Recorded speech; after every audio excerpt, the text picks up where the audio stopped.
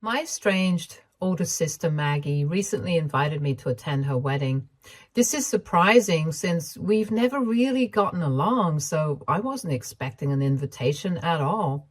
However, now that she has invited me, I'm not really sure if I actually want to go, given our complicated history and how distant we've always been. You see, the issue between us started back when we were both still kids. I was always the sick child, the one who constantly dealt with health problems and required extensive medical care. I spent a significant part of my childhood in and out of hospitals, undergoing various treatments and surgeries that often kept me confined to hospital rooms rather than playing outside with friends. Because of my health issues, my parents naturally spent a great deal of time with me, often staying up with me through long, anxious nights in the hospital. At times, these surgeries would come one after another, leaving me and my parents practically living in the hospital. This was all incredibly difficult for Maggie. My parents' attention was largely centered on my health, meaning Maggie received much less of their time and affection.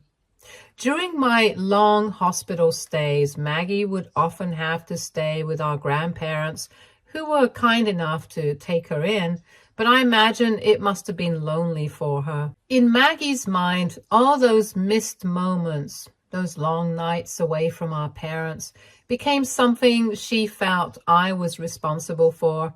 Apparently, I was the reason her childhood was filled with waiting, watching from the sidelines as our parents poured all their energy into caring for me. As a result, Maggie grew to resent me deeply and made her feelings known to me all my life. She harbored a lingering bitterness, believing that because of me, she was deprived of the nurturing and closeness she wanted from our parents. However, the truth was that this was all in her head. You might think I am being cruel, even heartless to write this, but in reality, my parents loved Maggie just as much as they loved me.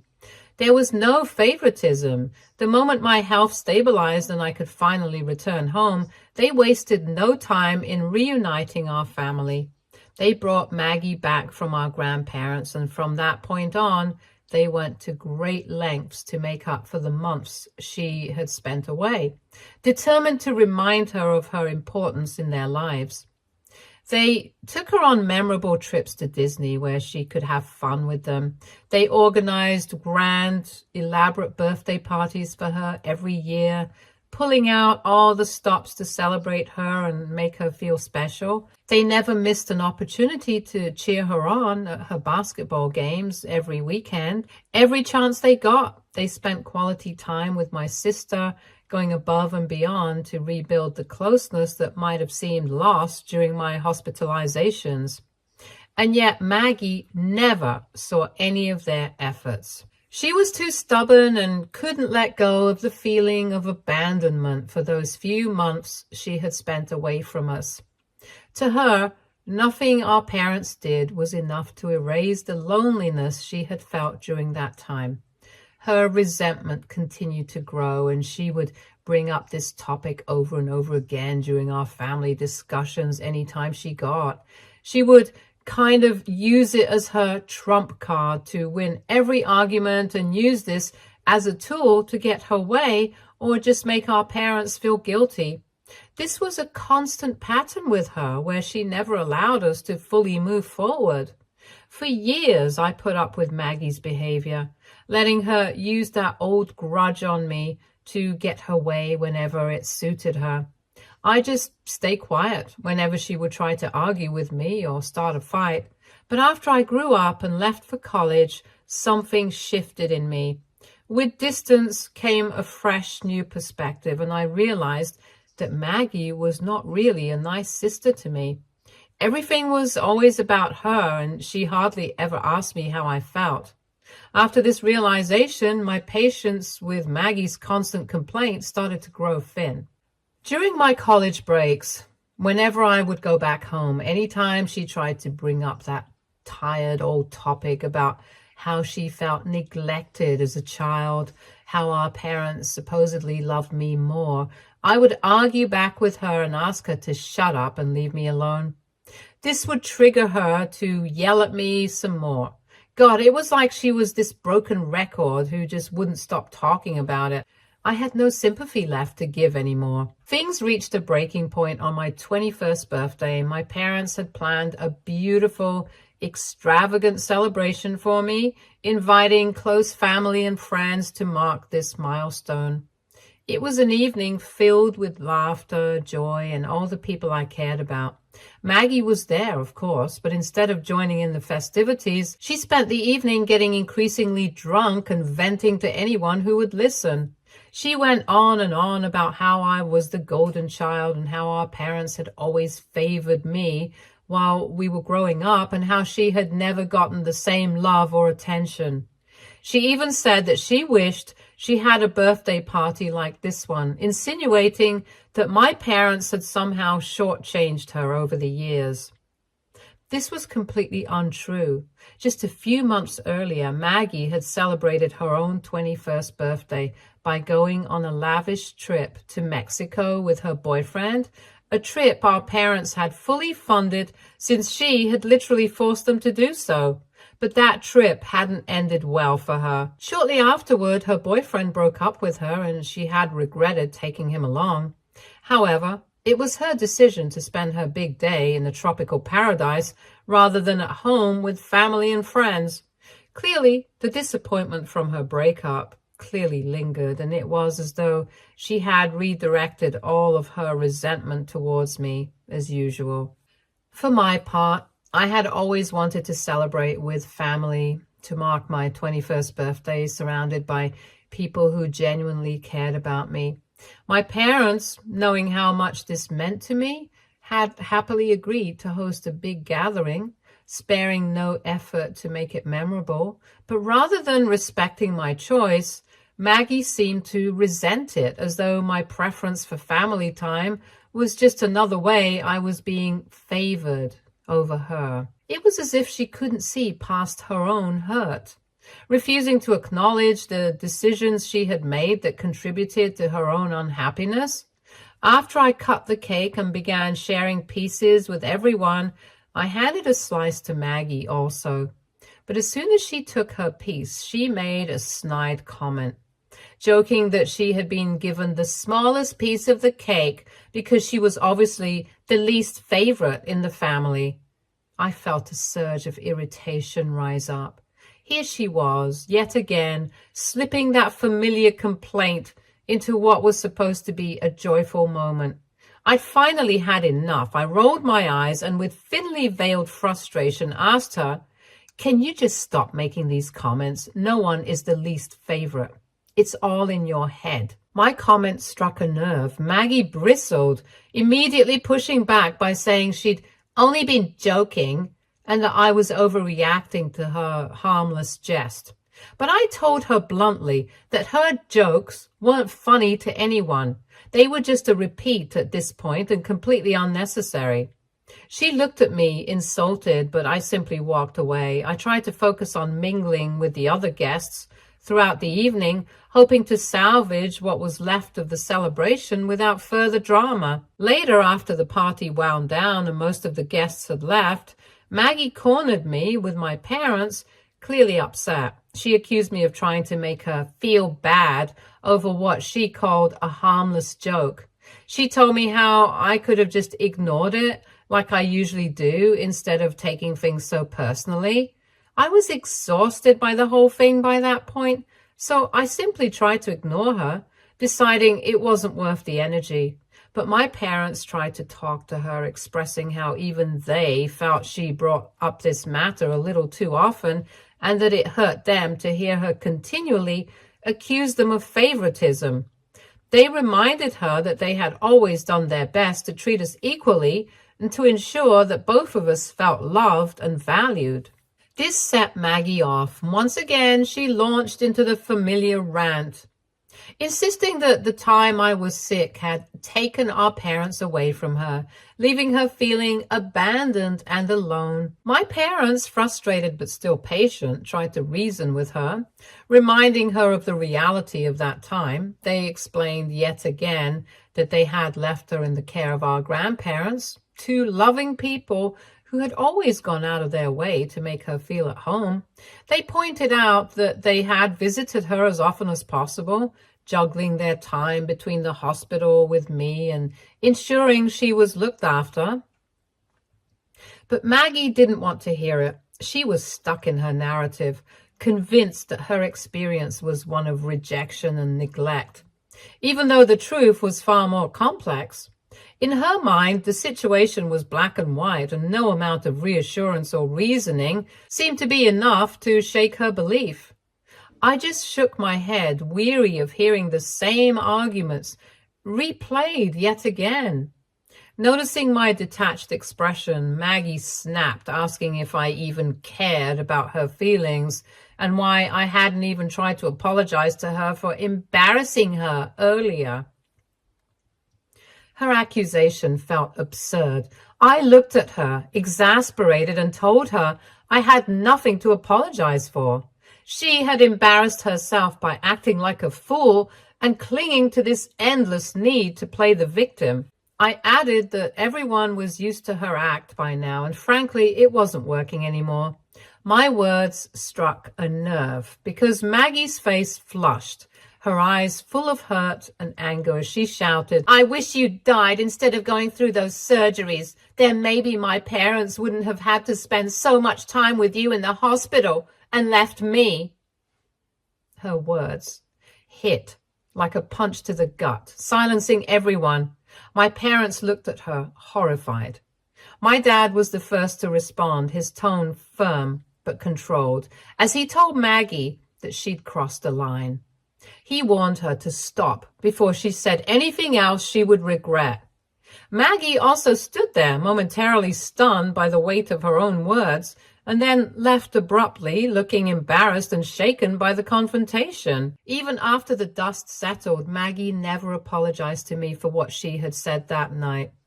And I started to slowly realize that she had actually meant those harsh words for me. As a result, in the years that followed, I found myself distancing myself from her. Unable to forgive or forget, our parents made multiple attempts to mend things, trying to repair the fractured bond between us, but nothing seemed to work.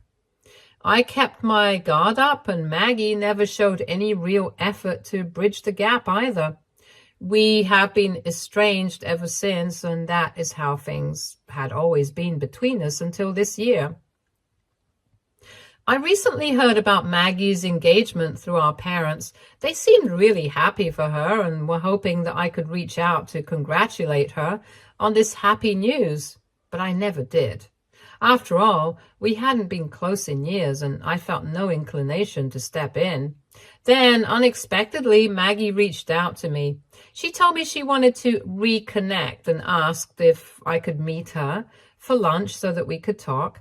Although I was surprised, I firmly declined and told her that I wasn't interested.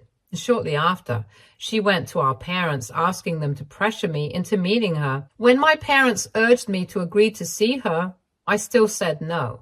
I just couldn't understand why she wanted to meet up with me all of a sudden and had no desire to walk into what felt like an emotional ambush. Not to be deterred, my parents eventually found a way to set up a meeting. They invited me to lunch without mentioning that Maggie would be there too. When I arrived and saw her sitting at the table, I was annoyed and felt cornered, but I stayed, mostly out of respect for my parents, who urged us to talk and work things out. Though I was frustrated, I realized there was no easy way out of the situation, so I finally decided to see what Maggie had to say. It was then that Maggie finally apologized to me after all those years. She spoke earnestly, admitting how much she had missed me over the years. Though I was initially icy and skeptical, her apology felt genuine. She explained that she wanted to mend our relationship, saying that she was finally happy with her partner and felt truly secure with him. She continued to tell me that she didn't want me absent on what she hoped would be the best day of her life. Maggie told me how much it would mean to her if I attended her wedding, which is happening in a few months from now, and met with her partner and his family. I was a bit hesitant, so I told her I would need some time to think about it, as I hadn't expected any of this. The apology, the invitation, the sudden desire to include me, it has all been a lot to process, so I left her with that, unsure of what I really wanted to do, and needing time to decide if I could put aside the past to be there for her. Since that lunch, my parents have been reaching out to me almost non-stop, urging me to attend Maggie's wedding and insisting that she has changed. They believe that she deserves a second chance and that it's time to put the past behind us.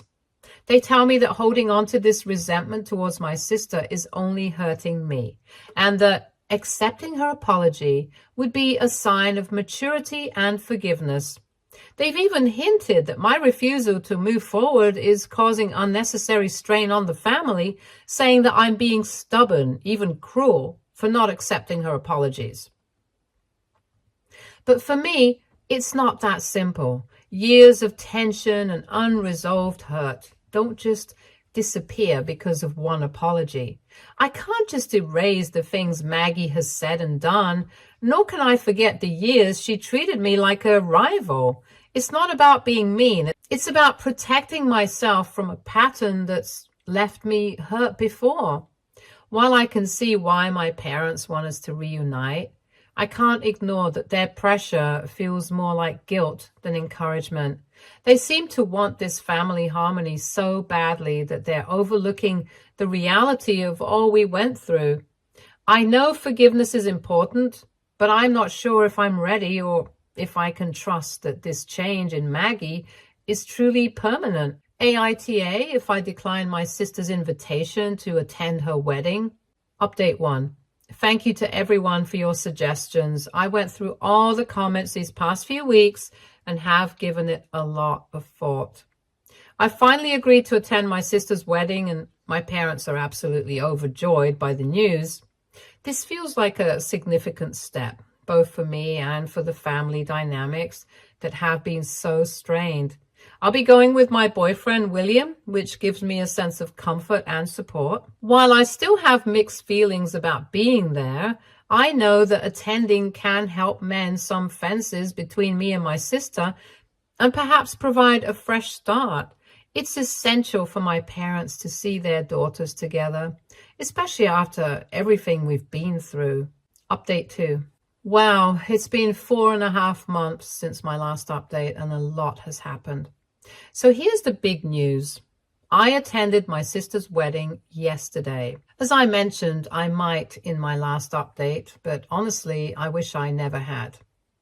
But before I dive into what happened at the wedding, there's another piece of unexpected news. I'm pregnant. Yes, this was a complete surprise. My boyfriend William and I weren't even trying for a baby, but it has turned out to be an incredible blessing, and we're both thrilled. Initially, when I found out, I didn't want to say anything to anyone, but over the months leading up to the wedding, my belly had started to show, and I didn't want my family to find out on the spot at the wedding. So I decided to share the news with my parents and close family members in advance. Everyone was very happy for me and William. The excitement from family and friends was genuinely heartwarming. Everyone seemed so happy for me, except for Maggie, of course. When she found out, she actually called to question me about it.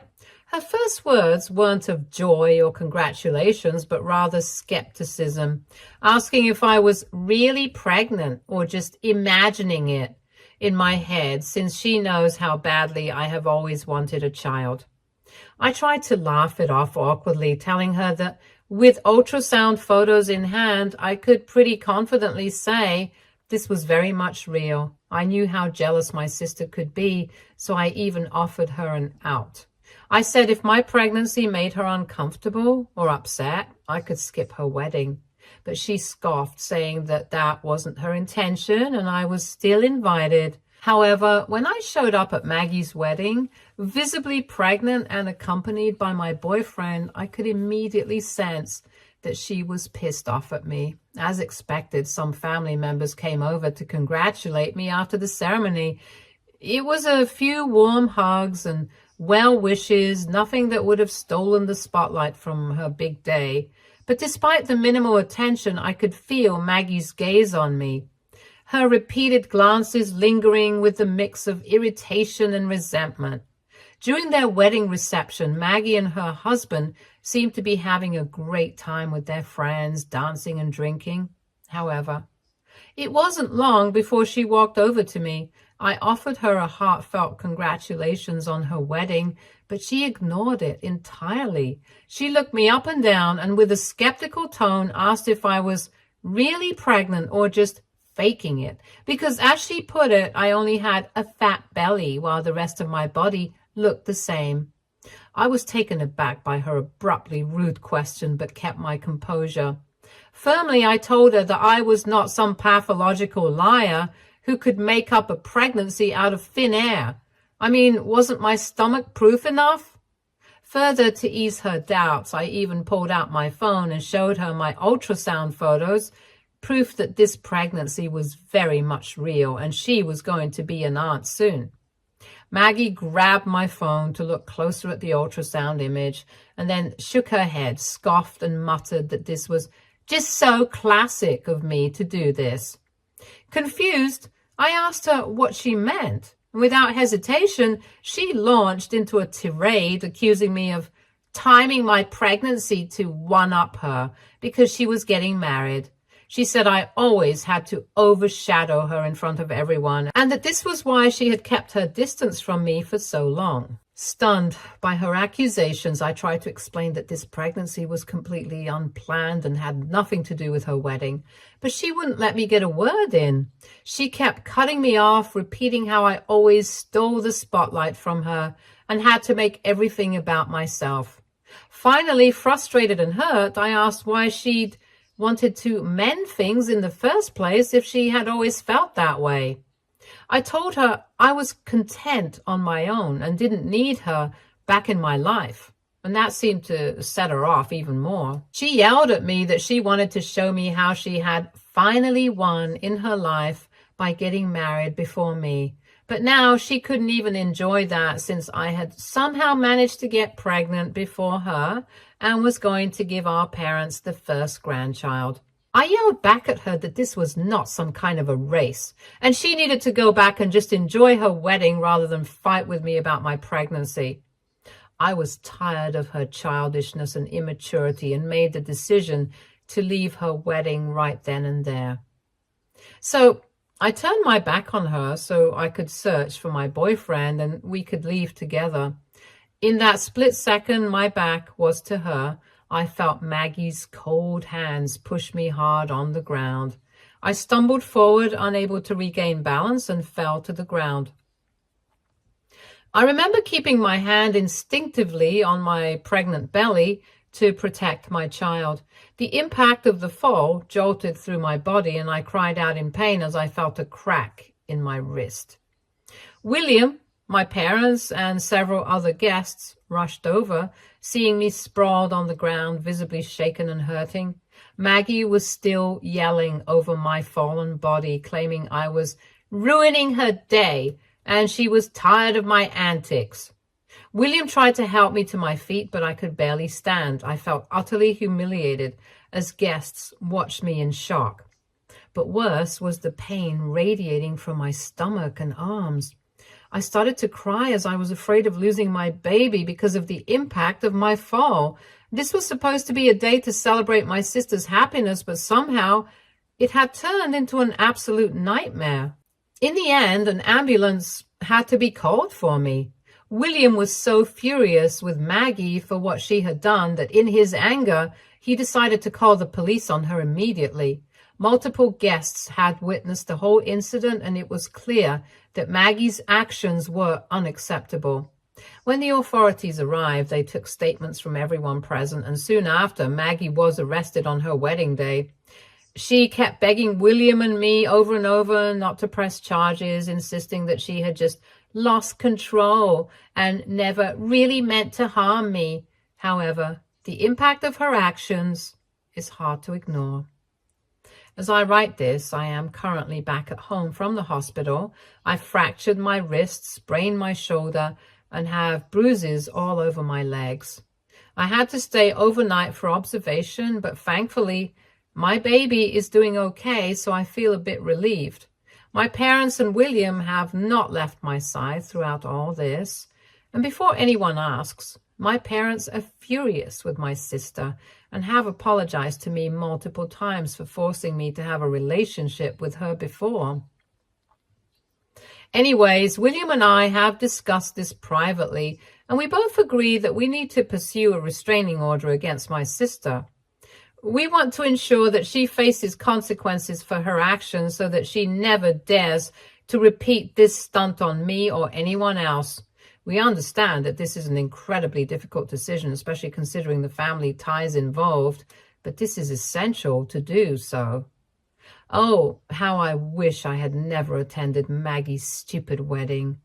Update 3. Maggie's husband reached out to me recently asking if we could talk. I was surprised to hear from him, but I agreed to meet. During our lunch, he told me how shocked he was to witness his wife pushing her pregnant sister to the ground and asked me about what had happened. And this is when I told him everything that had happened between Maggie and me over the years. I wanted him to understand the full context of our relationship, especially since he deserved to know the truth as her husband. He listened intently to me, and I could see the disbelief on his face as I recounted our history. After I finished explaining, he told me that all Maggie had ever shared with him throughout their relationship was her version of events, painting me as the nasty and mean sister who had made her life a living hell while we were growing up. He thanked me for my honesty. He shared that since Maggie's arrest, he had moved out of their house. He didn't know what to do about their marriage, especially now that he was seeing her in a different light. It was clear that he was grappling with a lot of emotions. The situation had clearly shaken him, as it had everyone else as well. I offered to support him in any way I could, whether that meant providing more details or just being someone to talk to as he processed everything. I told him that as much as Maggie had hurt me over the years, I was even more concerned about the fact that she could have seriously harmed my baby. Her actions indicated that she was dangerous and deranged. I emphasized how troubling it was that she carried such a deep grudge towards me for so long, especially to act out like that during her own wedding, a day that should have been about love and celebration. Her husband nodded in agreement, visibly troubled by what I was saying. It was clear that this new perspective on Maggie was unsettling for him, but I felt it was important for him to realize just how serious the circumstances were. Update 4. For everyone asking, all my family and friends, including my parents, have completely supported me through these weeks of ordeal. Over the years, they've all witnessed Maggie's behavior towards me and know about the resentment she harbors. While she had never physically harmed me before the wedding incident, her emotional manipulation has always been evident. So when it came to what happened at the wedding, they were all on my side, understanding the severity of her actions. Everyone thinks it was the right thing to get her arrested for attacking a pregnant woman. Now for the main update. Maggie was charged with assault and has received a sentence of 1 year in jail. Along with that, there's also a restraining order in place to ensure that she cannot approach me at all. This decision by the court has been a huge relief for me. I finally feel a sense of safety and control over my own life, knowing that she won't be able to interfere or threaten me anymore. In the weeks leading up to this, Maggie did attempt to reach out to me multiple times, begging me to withdraw my statements, but I ignored all her efforts. She even tried to convince my parents to make me talk to her, but this time they told her to back off. My mom firmly told Maggie that she and Dad were done trying to fix our relationship since she was the real problem. And until she could change, no one wanted to be a part of her life anymore. Apparently, Maggie screamed back at my mom, trying to guilt her yet again. But this time, my mom had no sympathy left for her drama. Since the sentencing, I feel like I can now completely focus on healing myself, both physically and emotionally, as I prepare to be a mother soon. Update 5. My baby is finally here, and both William and I are officially very tired parents. The sleepless nights have been a whirlwind of changing diapers, soothing cries, and feeding sessions, and it's been exhausting. But despite the fatigue, we absolutely love every moment of it. There's something so special about those little snuggles and the way our baby looks at us. It makes this all worth it. My parents have been incredibly supportive, coming over to visit us and helping out whenever they can. They sometimes babysit, giving William and me a chance to take a much-needed break and recharge. It's such a relief to have their help, and it's nice to see them bonding with their grandchild. As for Maggie, I'm just grateful to our justice system that she's still in prison and can't approach us. It gives me peace of mind to know that we can focus on our new family without her negativity hovering over us.